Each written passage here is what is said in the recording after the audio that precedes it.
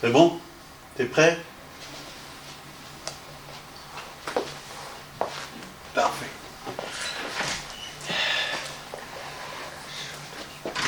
Bien en face. Bonjour à tous, à mes frères et sœurs ici présents, à tous ceux qui, internautes, vont voir cette vidéo, qui la regardent maintenant peut-être, mais qui la reverront encore par la suite. Que le nom de Jésus soit encore et encore béni parmi nous. Et qu'il soit encore et encore proclamé. On nous dit souvent qu'on se répète un peu, ça m'arrive. Mais Jésus se répète encore plus que nous, parce que ça fait 2000 ans qu'il nous répète. Le même message que tous n'ont pas encore accepté. Mais ça va venir, ça va venir. Parce que Dieu est patient, très patient. Quand on le connaît personnellement, on se rend compte à quel point il est patient. Pour nous-mêmes, déjà. Et la lenteur de notre progression dans sa connaissance. Je pourrais, comme beaucoup l'ont déjà fait, et le feront encore, vous parler, puisque nous sommes dans la période Noël, et bientôt Nouvel An, mais surtout dans la période de Noël, je pourrais vous parler de la naissance de Jean-Baptiste, ensuite de celle de Jésus, bien sûr. Mais la plupart d'entre nous, chrétiens, nous connaissons déjà toute l'histoire. Nous savons ces choses. Nous les avons entendues et réentendues. Alors j'aurais pu prendre l'évangile de Luc, qui en parle abondamment, avec 1001 détails, mais quand j'ai relu le texte, pour m'y préparer, pour ainsi dire, le Saint-Esprit m'a dit « Stop, arrête-toi une seconde. Tu as loupé quelque chose. Tu as loupé l'essentiel. Reviens dans les 4 premiers versets de Luc 1. Seulement 4 versets. Quelquefois, le Seigneur me bloque sur un mot. Et dans ce seul mot, quand je médite cette parole, j'y trouve un enseignement colossal. Et je suis toujours, je le répète encore, ça aussi bien sûr, que je suis émerveillé par la grandeur, la puissance et la richesse de la parole de Dieu. Ce bon vieux livre qu'on appelle la Bible, et que beaucoup connaissent déjà. Beaucoup connaissent. Bien sûr. Parce que chacun de nous, nous savons que c'est le livre le plus publié, le plus vendu, le plus offert et le plus riche dans ce monde actuellement. Et ce, depuis très longtemps. Alors je suis émerveillé dans la parole de Dieu quand je la lis, quand je la médite, quand je la vis. Mais je suis un petit peu quelque part triste. Triste de voir que sur 7 milliards d'habitants de cette planète, nous sommes encore trop peu à l'accepter, à la connaître, à la vivre, à s'y plonger, à en avoir faim et soif de la connaissance de cette parole. Parce que ce livre, la Bible, c'est la parole de Dieu. C'est le courrier que Dieu nous a envoyé à l'humanité tout entière et à nous personnellement, à moi, à toi aussi, à tous. N'est-ce pas extraordinaire déjà que ce livre soit là pour chacun et chacune d'entre nous? Que ce message de l'Évangile soit individuel, personnel, ici, aujourd'hui.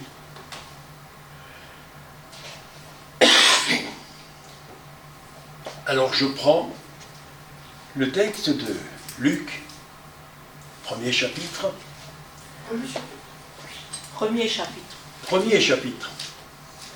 Et au chapitre 1 pour ceux qui préfèrent. Et les 4 premiers versets seulement. Ça suffira pour aujourd'hui. Plusieurs Luc nous dit plusieurs. En fait, il y en a eu beaucoup. Ayant entrepris de composer un récit des événements qui se sont accomplis parmi nous, dans l'humanité, depuis le début du monde, suivant ce que nous ont transmis ceux qui ont été des témoins oculaires dès le commencement et sont devenus des ministres de la parole de Dieu. Et Luc poursuit en disant « Il m'a aussi semblé bon,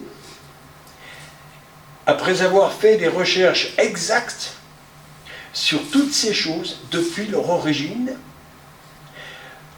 de te les exposer par écrit d'une manière suivie. » Excellent Théophile, c'est à lui qu'il s'adresse à ce moment-là. Aujourd'hui, c'est à nous qu'il s'adresse. Et c'est à nous aussi qu'il s'adresse pour nous exposer ces choses, ces faits réels, authentiques, à chacun personnellement. Pourquoi le fait-il ? Il le dit au verset 4, afin que tu reconnaisses la certitude des enseignements que tu as reçus. Ok.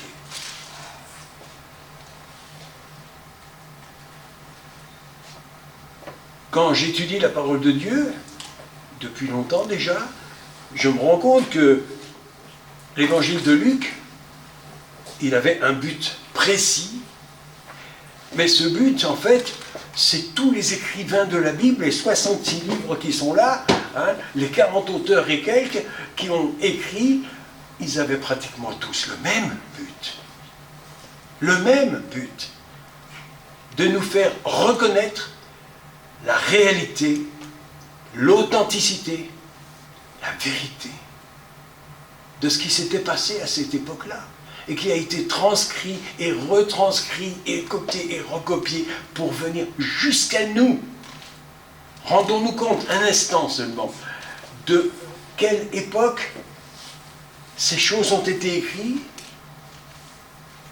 et à l'époque d'aujourd'hui, elles sont intactes, exactement les mêmes.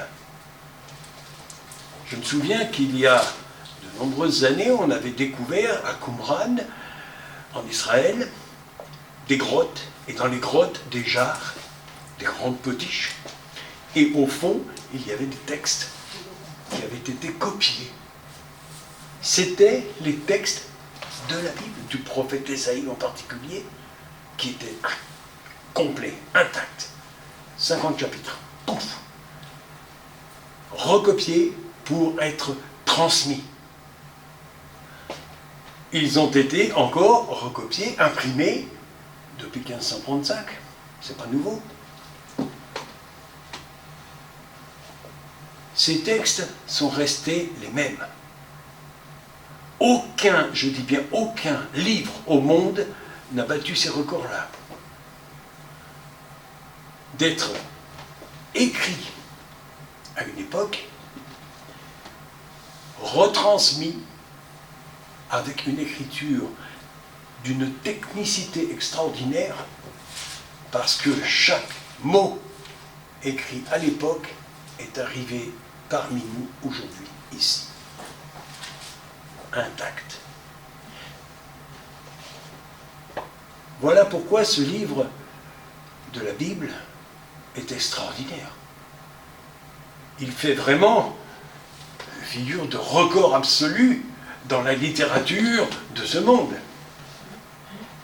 Le plus traduit aussi. C'est le plus traduit. Plus de 2000 langues et dialectes peuvent être lus. Alors, vous comprenez pourquoi je suis un peu tristounet quelquefois quand je pense que depuis tout ce temps-là et tous ces efforts fournis par autant de personnages pour nous faire parvenir ces choses, ces courriers personnels. Dans les débuts de ma vie chrétienne, j'avais cette petite anecdote. J'avais placardé dans le début de ma Bible un miroir.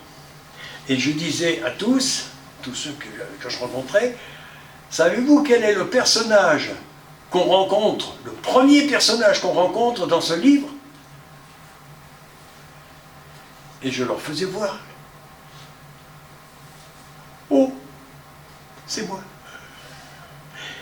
Et là, je comprenais aussi pourquoi autant de monde refuse d'aller trop loin, refuse de connaître, de se reconnaître soi-même, de se rencontrer soi-même. Et c'est un peu douloureux quelquefois, c'est vrai. Voilà pourquoi. Et voilà pourquoi, sur les 7 milliards d'humains, nous sommes encore trop peu nombreux à accepter de se voir, tel que Dieu nous voit. Bien sûr, si je me regarde dans la glace, je me vois d'une certaine façon. Si je m'examine intérieurement, je me vois d'une certaine façon. Ok. Et les autres me voient selon l'apparence, selon mon comportement, selon mon langage, selon mes habitudes. Ok. Mais Dieu, lui, me voit d'un regard complètement différent. Moi-même, je n'arrive pas à me voir comme ça. Sauf quand je plonge dans cet immense miroir d'un certain nombre de pages, où je me découvre moi-même, et où je découvre ce que Dieu attend de moi. Quand je découvre dans la parole de Dieu ce message si puissant, où Luc et les autres, et ses frères, au cours des siècles, 40 siècles d'écart, il a fallu du monde et du temps pour écrire ces choses, mais il n'y a pas un livre qui vient contredire l'autre. Ça, c'est encore un des records de la Bible. Parce que dans les livres courants, dans la grande littérature, les classiques aussi bien que les modernes, d'un chapitre à l'autre, il y a souvent des petites contradictions, des petits trucs qu'on ne comprend pas très bien. Et que tout le monde ne comprend pas, c'est certain. Et pourtant, encore une fois, ce merveilleux livre, eh bien, même des enfants de 4 ou 5 ans qui commencent à peine à comprendre l'écriture, à commencer à lire et à déchiffrer, à décrypter les chiffres, les lettres, ils arrivent à comprendre des choses que nous n'avons toujours pas compris aujourd'hui. Alors ça, c'est aussi un de mes grands soucis. Arriver à apporter cette parole de Dieu et à la faire connaître, comprendre et comprendre le message qui s'y trouve. Mais je ne suis pas plus fort que les théologiens et les exégètes et les autres. Hein. Il y en a qui sont plus forts que moi là, ouais d'accord, qui la connaissent mieux que moi, certains. Mais après 60 ans d'études, je n'ai pas tout compris encore. Mais quand je regarde ce qu'il y a dedans, je me dis que même une vie tout entière, même après 120 ans de vie, je n'aurais pas tout compris. Heureusement, et ça me rassure beaucoup, la parole de Dieu, elle est éternelle. Alors j'aurai tout le temps de tout comprendre plus tard. Mais pour l'instant, le but de Dieu n'est pas de me faire comprendre l'intégralité de tout ce qu'il nous a donné. Pourquoi? Premièrement, parce que ce n'est pas que pour moi tout seul. Bien sûr que c'est pour moi, mais ce n'est pas pour moi tout seul, c'est pour le monde entier, pour la planète entière.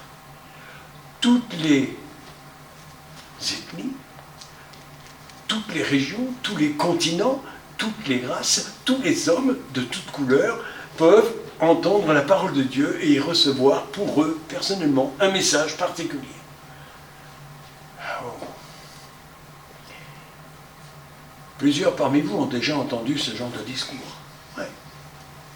Mais est-ce que vous avez fait comme moi, quand ces jours-ci, j'ai pris ces textes et que je me suis posé la question? Plusieurs ayant entrepris de composer un récit des événements qui se sont accomplis parmi nous, je fais partie du nous. À travers les siècles, je fais partie de cette race humaine à laquelle Dieu s'adresse. Ah donc c'était aussi pour moi. Ok. Certains ont été témoins oculaires dès le commencement. Ils ont vu, ils ont touché, ils ont entendu. Comme dit l'apôtre Jean dans sa première épître. Ok? Et ils sont devenus des ministres de la parole. Des ministres de la parole de Dieu.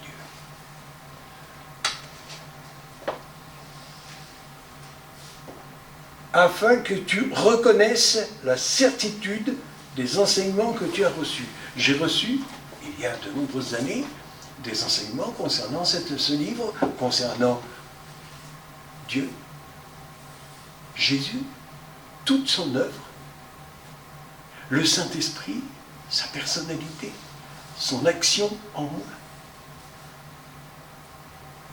Ah, est-ce que j'ai reconnu ces choses? Est-ce que j'ai reconnu tous ces enseignements qu'on m'a apportés comme vrais, authentiques, réels et personnels?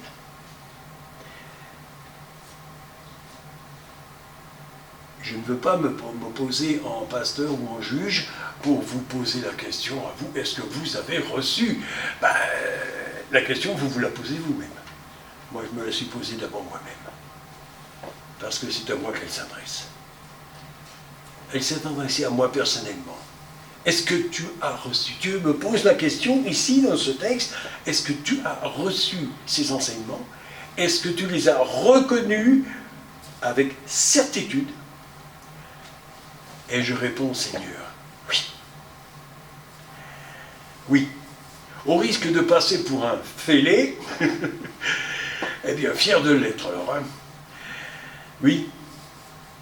Au risque de me faire contredire de partout, de me faire rejeter de plusieurs, et c'est pas fini, il y en aura encore qui vont nous rejeter, moi et mes frères, mais c'est pas grave. L'essentiel, c'est que j'ai reconnu, et que quand on me demande, est-ce que tu crois en Dieu, est-ce que tu crois à ceci, je dis non. Oh. Ça refroidit un peu quelque part. Et je dis non, je ne crois pas. Je sais. Je sais parce que pour moi, ces textes sont une certitude authentique. Pas seulement parce qu'on me l'a dit, pas seulement parce qu'ils sont écrits, pas seulement parce qu'ils sont écrits depuis des siècles, pas seulement parce qu'ils sont écrits dans ma langue maternelle, mais parce que je les ai vécus. Parce que j'ai rencontré personnellement les personnages qui sont ici. Au début, il s'appelle Abraham, ensuite c'est Moïse, ensuite c'est David, et bien d'autres encore. Hein? Mais comment ont-ils fait, ces gens-là, surtout Ésaïe et le prophète Michée, pour annoncer 1000 ans avant la naissance de Jésus, que nous venons de fêter tous ensemble? Comment ont-ils fait? Est-ce qu'ils savaient avec certitude que ces choses allaient arriver? Et pourtant, si nous examinons au cours des siècles, nous arrivons aujourd'hui et ces choses sont arrivées. Elles se sont accomplies. Et si je prends encore d'autres prophéties qui sont dans ce livre depuis très longtemps, je m'aperçois que beaucoup sont déjà bien accomplis. Alors, c'est un peu, d'un côté, au fond de moi, un émerveillement, mais quelquefois, c'est aussi une petite frayeur. Parce que je me dis, attention, si tout ce qui est dit par la suite, jusqu'au dernier livre, qu'on appelle l'Apocalypse, que certains qualifient de catastrophe. Apocalypse, catastrophe, badaboum, c'est big badaboum, il n'y a plus rien. Hein? Faux. Faux. La vraie signification du mot, c'est révélation. C'est ça. Révélation, non seulement des choses qui vont arriver, mais ce n'est pas la bonne aventure pour plus tard. Révélation de Jésus-Christ. Ça veut dire quoi? Révélation de la personne de Jésus. Qui il est. Mais qui il est pour le monde et qui il est pour toi et pour moi. La puissance de la parole de Dieu est infinie. Infinie. On n'arrivera jamais au bout. Même les plus grands écrivains qui ont voulu faire, qui ont fait des traductions, mais qui ont voulu faire aussi au passage des interprétations, c'est assez scabreux, ça c'est très dangereux même. Tout cela, ils ont vécu, ils ont lu, ils ont entendu, ils ont traduit, mais ont-ils vécu? Est-ce que pour eux c'était une certitude absolue? Dieu les a conduits à faire ce qu'ils ont fait. Merci Seigneur, parce que ça nous a permis, et ça m'a permis à moi de pouvoir lire ces textes dans ma langue. Parce que si c'était resté en hébreu ou en grec ou en araméen, j'aurais eu beaucoup de mal. Il aurait fallu que je fasse des études pour tout piger et tout recevoir. Mais, voyez-vous, voyons-nous l'infinie puissance de ce Dieu et de cet amour qu'il a pour nous, sa création qu'il a rejetée tellement longtemps. Cet grand amour et cette patience infinie qu'il a pour faire venir sa parole jusqu'à nous. Mais qui sommes-nous donc? Qui sommes-nous donc pour qu'il nous chouchoute de cette façon? Pour qu'il prenne soin de nous, du plus petit d'entre nous, du plus éloigné, du plus isolé au fin fond de la planète. Qui sommes-nous à ses yeux? Comment est-ce qu'il nous voit? Quand j'ai commencé, j'ai dit « comme Dieu me voit ». Est-ce qu'il me voit comme je me vois sur l'écran, et comme vous me voyez, ou est-ce qu'il voit le fond de mon cœur, le fond de mes pensées, le fond de mes intentions? Ah, ça c'est autre chose. Est-ce que j'ai reçu dans mon cœur sa parole, personnellement, comme une certitude et une assurance? Parce que l'enjeu de connaître ou de ne pas connaître Dieu, de le reconnaître ou de ne pas le reconnaître, d'y croire ou de ne pas y croire, l'enjeu de se jeter dans cette parole et de dire c'est pour moi, ou de ne pas le faire, c'est pas seulement pour ces quelques dizaines d'années que nous allons vivre sur cette terre, mais c'est pour l'éternité.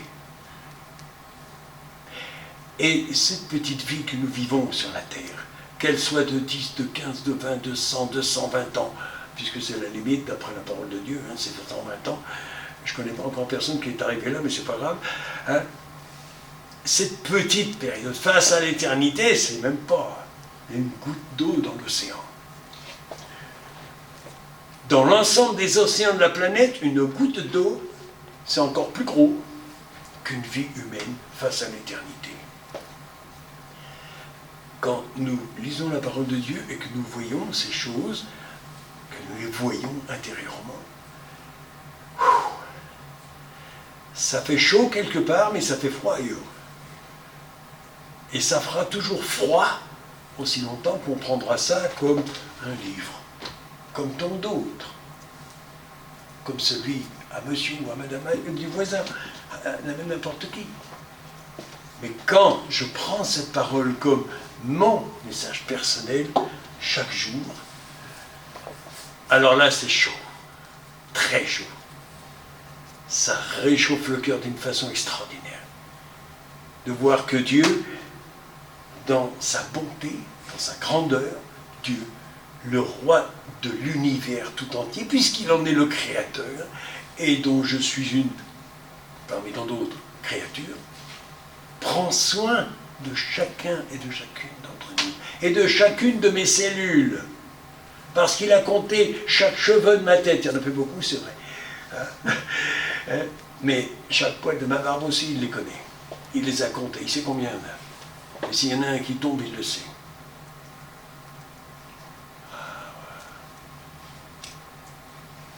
Plaçons-nous ce matin encore, et nous le répéterons encore aussi longtemps qu'il le faudra. Plaçons-nous devant la personne de Dieu, devant son trône, comme nous disons dans l'Église, Parce qu'il siège dans les cieux, là où on ne peut pas le voir, c'est trop loin. Mais il est là présent. Son regard est sur nous, sur toi, sur moi. Et il nous pose la question encore une fois. Et il nous la reposera aussi longtemps qu'il faudra. As-tu reçu ma parole? Est-ce que tu l'as reçue comme je te l'ai envoyée, à toi personnellement, dans le but de te ramener vers moi et de te... Dans quel but j'apporte ce genre de message? Eh bien, dans le but, premièrement, pour l'Église de Jésus, qu'il est en train de bâtir encore et encore, pour que sa croissance augmente encore, son édification, pour le reste du monde, les incroyants comme on les appelle, hein, pour qu'ils prennent connaissance de cette parole et qu'ils prennent conscience qu'elle s'adresse à eux, à vous, à chacun. Voilà le but. Le but de toute prédication, ce n'est pas de faire un effet oratoire extraordinaire. C'est pas mon cas aujourd'hui, hein. Pas plus que les autres jours. Je ne suis pas du tout un professionnel dans ce domaine. Il y en a qui sont très forts. Il y en a qui sont très très forts pour nous faire croire des choses qui n'existent pas. C'est pas grave. Aujourd'hui, je suis là pour vous faire entendre et vous faire connaître. Pas pour vous y faire croire. Vous y croyez pas, c'est votre problème, c'est votre affaire, c'est pas la mienne. Je ne peux pas intervenir dans votre esprit, dans vos pensées. Je ne peux pas. Et ce n'est pas mon rôle. Mais je peux et je dois apporter le message que Dieu m'a confié. Avant de venir vous apporter ce message, j'ai prié, j'ai lu, j'ai pris connaissance, j'ai lu, ok, j'ai reçu. Et j'ai reçu dans mon cœur l'ordre, le commandement de Dieu de me dire maintenant, je t'ai sauvé, je t'édifie, je te fais croître. Ok, maintenant viens et deviens toi aussi un ministre, un messager. Parce qu'un ministre, ce n'est pas forcément celui qui gouverne, c'est surtout celui qui obéit. Lorsqu'il a quelqu'un au-dessus de lui. Il doit avoir aussi une bonne dose d'humilité, ce qui n'est pas le cas toujours dans les gouvernements du monde. Hein. Mais il doit rester à l'écoute de ce que Dieu lui demande de dire et de faire. Mais Dieu nous demande plus d'être et de faire que de dire. Mais il ne nous dit pas de nous taire. Parce que si j'image un peu, si tout d'un coup je vais gratter un petit billet et que je ramasse quelques centaines de millions, bah, je vais m'empresser d'aller en parler autour de moi et d'aller les dépenser, bien sûr, comme tout le monde. Et cette richesse énorme que je reçois ici dans la parole, est-ce que je vais la garder pour moi tout seul en disant merci, je suis sauvé, ça me suffit, au revoir. Je suis content, je vais passer l'éternité avec mon papa et avec Jésus. Est-ce que ça me suffirait? Non. Non, parce que en arrivant, Dieu me ferait rendre compte de ce que j'ai reçu et de ce que j'en ai fait. Ah, si c'est quelques millions que j'ai gagnés sur la terre, il me demanderait ce que j'en ai fait, si je les ai dépensés pour moi-même ou pour redistribuer. Mais cette richesse-là, qui est bien plus grande encore que tout l'or contenu sur cette planète, il me demandera aussi des comptes. Il me demandera de dire comment est-ce que je l'ai utilisé pour moi-même. Est-ce que ce texte ici a transformé quelque chose dans ma vie, dans mon comportement, dans ma relation avec les autres? Vous voyez la richesse extraordinaire de la parole de Dieu. et de la connaissance de Dieu. Là, je n'aborde que la connaissance de sa parole et l'usage de sa parole.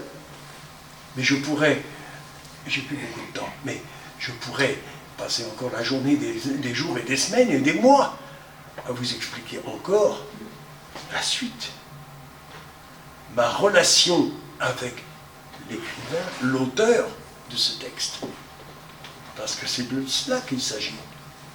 Si je prends connaissance de la parole de Dieu, si je l'accepte comme une certitude, c'est toujours pas tout, j'ai toujours pas fini. Il me reste encore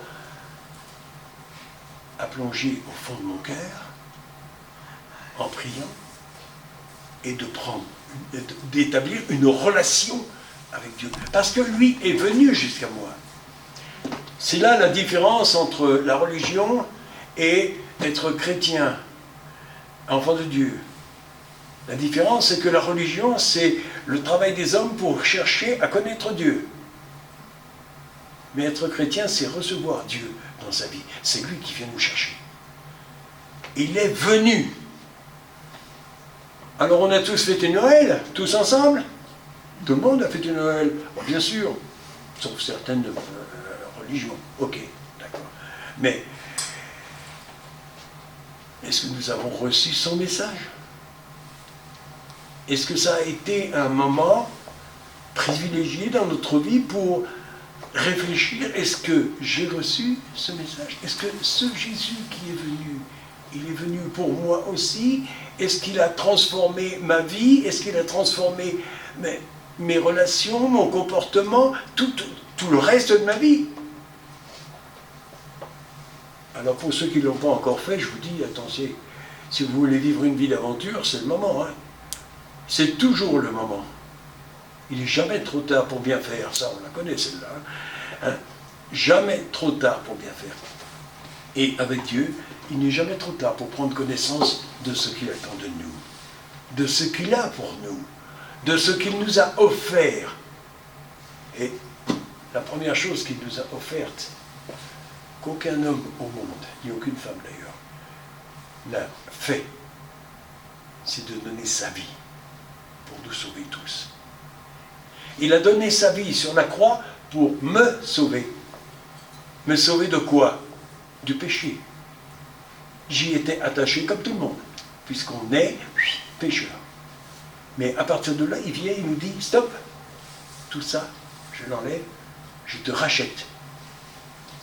Mais je dis, attends, à quel prix?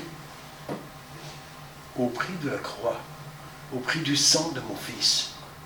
Il a payé pour toi. Tu as envers moi une dette énorme que tu n'arriveras jamais à écouler, à payer.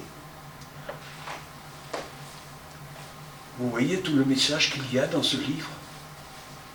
Ce message d'une puissance extraordinaire. Alors je me pose encore la question, comment se fait-il que, d'une part, il y ait encore beaucoup de gens qui ne l'ont pas entendu, qui ne l'ont pas compris, qui ne l'ont pas reçu? Et je me pose une deuxième question, en conséquence de celle-ci. La question suivante, c'est comment se fait-il qu'il y ait autant de chrétiens dans ce monde qui se taisent? Parce qu'il y en a. Je m'en suis rendu compte au cours des années qu'il y a énormément de chrétiens qui se disent chrétiens, qui vont régulièrement à la messe, à l'église, à la compagnie, mais qui n'en parlent pas tout autour d'eux, qui ne l'enseignent même pas à leurs enfants. Eh mes amis, je deviens un petit peu brutal, peut-être, mais vous savez, le chirurgien, quand il vient ouvrir pour vous opérer, il est un peu brutal aussi. Hein. Mais une fois que c'est fini, que vous vous réveillez, vous lui dites merci. Dieu est venu ce matin dans nos cœurs, dans nos vies, et il nous propose de prendre connaissance de sa parole pour se mettre en relation avec lui. Parce que c'est ça, être chrétien, c'est avoir une relation personnelle avec notre Dieu. avec Jésus. Parce que Jésus, il est venu, on l'a dit, on l'a écrit et on l'a fêté ensemble qu'il était venu. Mais il est venu pour qui? Pourquoi? Et pour faire quoi? Pour nous sauver. Ensuite, il a été rejeté premièrement par son peuple. Ensuite, il a été rejeté, il a été crucifié, il est mort. Il a été mis dans un tombeau, mais il en est sorti. Il est ressuscité. Il est vivant. Vous en voulez des preuves? Eh bien, prenez la parole de Dieu, lisez, absorbez, mettez en pratique, et vous allez voir, quand vous prierez, il vous répondra. De nombreuses fois, j'ai prié, pas seulement pour moi-même, mais pour d'autres personnes, des personnes qui sont malades, des personnes qui sont blessées, des personnes qui sont dépressives, des personnes qui... toutes sortes. Et il a répondu. La guérison, ça existe encore. Parce que les guérisons que Jésus il a fait en se promenant un petit peu dans tout son territoire, c'est pas fini. C'est loin d'être fini. Ça ne finira que le jour où il n'y aura plus de malades. Et vu que c'est pas dit demain ni après-demain. Hein. Il continuera de nous donner toujours son message, sa parole, pour nous sauver, pour nous guérir, pour nous bénir. Alors, je viens vous apporter ce message ce matin, et je l'apporterai encore dans les jours qui viennent, plus tard. D'ailleurs, le Seigneur m'a déjà un petit peu fait un petit clin d'œil en me disant, tu vas faire comme tout le monde. Tu arrives à la fin de l'année, tu vas prendre des résolutions, hein? Difficile à tenir. Bon, mais en fait, tu vas en prendre comme tout le monde.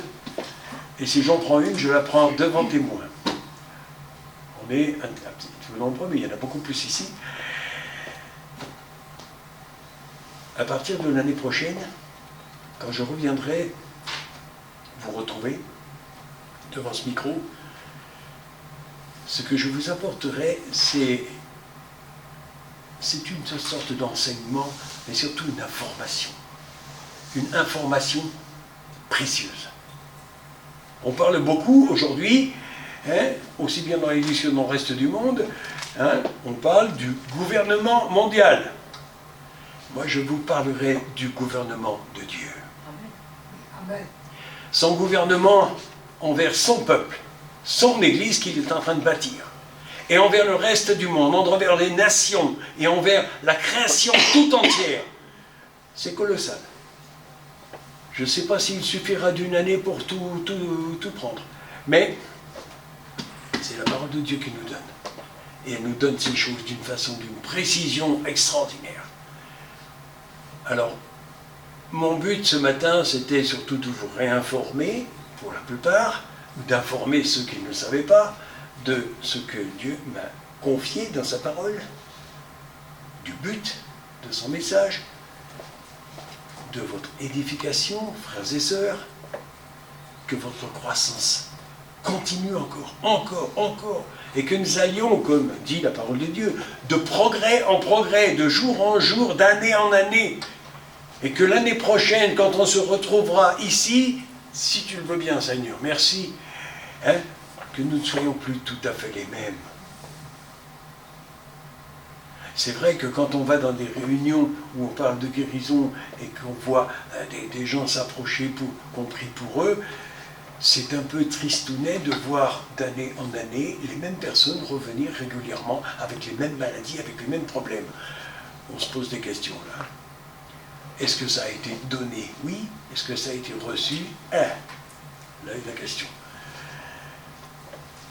Ce que Dieu désire, c'est que dès l'instant où on prend contact avec sa parole, où on prend contact avec lui, qu'on vient entrer en relation avec lui, que notre vie soit bouleversée, changée, transformée à son image, à son désir, à son plan. Il a un plan pour chacun de nous. Il a un plan pour toi. Il a un plan pour toi. Il a un plan pour moi. Il a un plan pour chacun de nous, individuellement.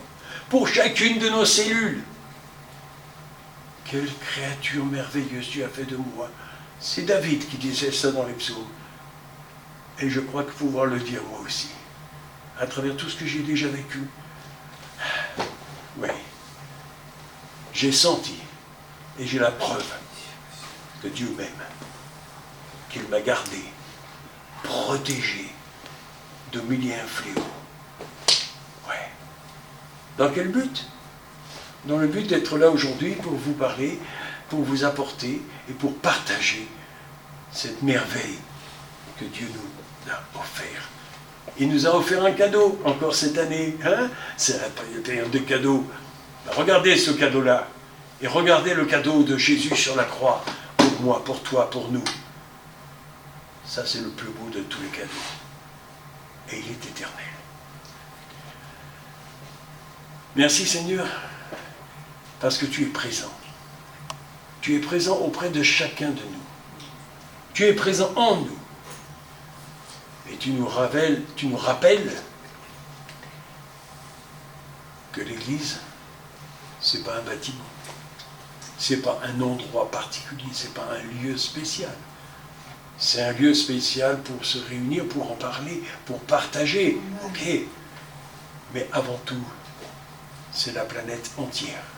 C'est l'humanité entière. Ton Église va, dans ce monde, apporter ton message. Ma part de chrétien, c'est d'être chrétien, pas seulement le dimanche ou le mercredi ou le samedi. Non, non, tous les jours et toutes les nuits, auprès des miens, mes parents, mes enfants, mes petits-enfants, tous, mes relations professionnelles, amicales, mes voisins de palier, mes voisines aussi. Voilà, je vais m'arrêter là parce qu'il est l'heure d'aller se mettre à table pour tout le monde. Alors bon appétit à tous, mais surtout bonne fin d'année, bon début de la nouvelle qui vient, parce que la prochaine fois qu'on se verra à travers cet écran, ce sera déjà l'année prochaine, une année de plus, et que Dieu, qui m'a envoyé jusqu'ici aujourd'hui, vous bénisse, ici, dans cette salle, personnellement, qu'il vous bénisse abondamment, et qu'il vous fasse croître encore plus, encore plus. Et pour vous, internaute, vous croyez pas, ça c'est votre affaire. Votre affaire, elle est bonne ou moins bonne. Votre situation, elle est difficile. Soit. Mais croyez-moi, Dieu le sait. Et il est venu ce matin pour vous dire, je te connais. Je te connais par ton nom, par ton prénom, par ta naissance. Je te connaissais même avant que tu naisses, avant que tu viennes au monde. Et j'avais prévu un plan pour toi, pour que tu vives auprès de moi, éternellement. Merci encore, Seigneur. Tu bénis ce peuple ici, dans ton Église. Tu bénis toutes les assemblées dans ce monde. Et tu bénis le monde entier. Et même nos ennemis, enfin ceux qu'on croit être nos ennemis, ils ne sont pas toujours, hein. Il ne faut pas se fier aux apparences. Tu les bénis aussi. Parce que plus tu les bénis, plus tu leur apportes ta parole, et plus ils vont être transformés. Et ils deviendront nos frères, nos sœurs, nos amis. Attention, l'année prochaine, vous en aurez beaucoup plus. Vous en avez déjà beaucoup, vous en aurez encore plus. Vous ne pourrez même plus les compter. Amen. À bientôt.